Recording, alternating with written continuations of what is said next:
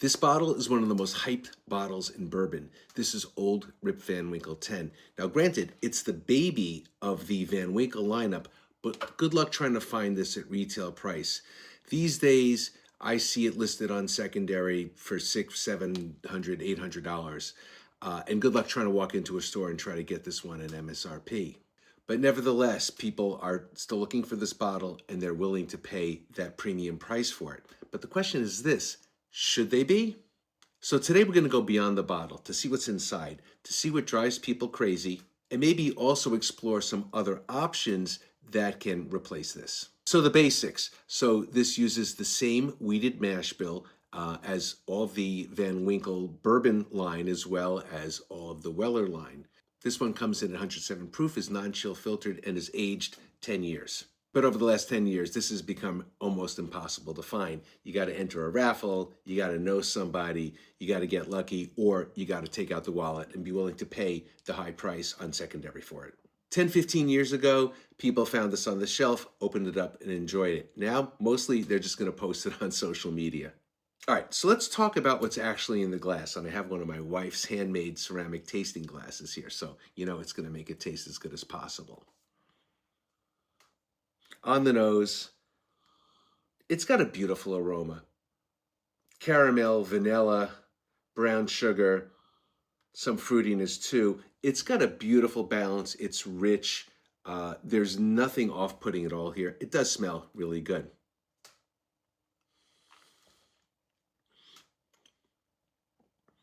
It's a really, really tasty bourbon. It's well-rounded. It's rich.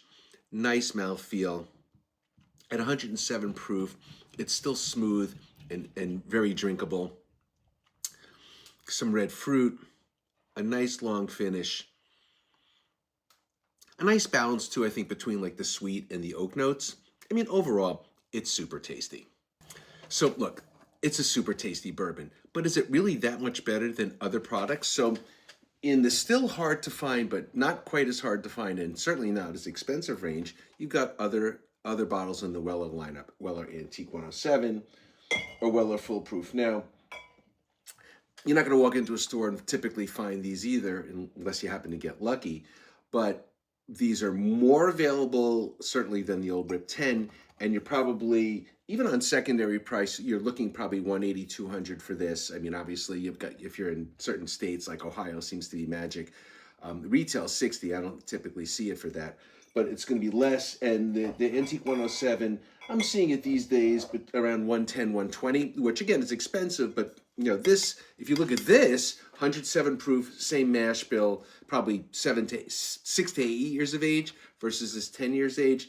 They're super close. I've done blind tastings on these. I do think that I still give the nod to the Old Rip 10 because it's got maybe a little bit more of that richness. But again, for the price differential, they're super close. So obviously the Weller lineup is another option.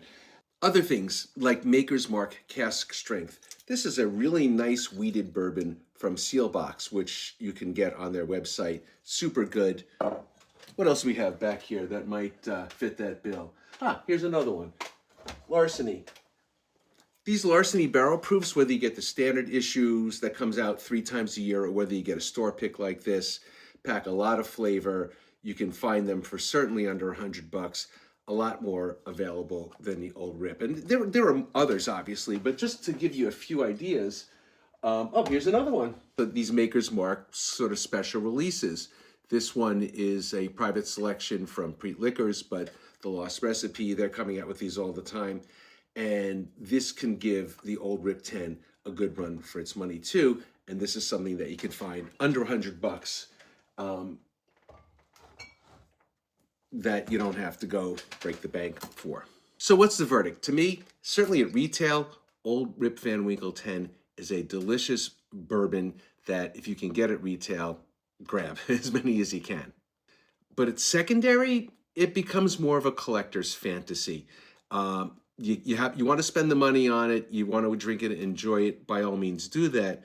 But I think the reality, at least for me, is that there are plenty of other viable options out there, taste really good, that are going to give you a similar drinking experience for a lot less money and a lot easier to find. Because sometimes what's in the glass is only half the story, and that's the point of Beyond the Bottle. Hope you've enjoyed this video. Please give me a like. Please subscribe to my channel. Let me know what other content you're looking for. I'm Bourbon Barry. Thanks for watching.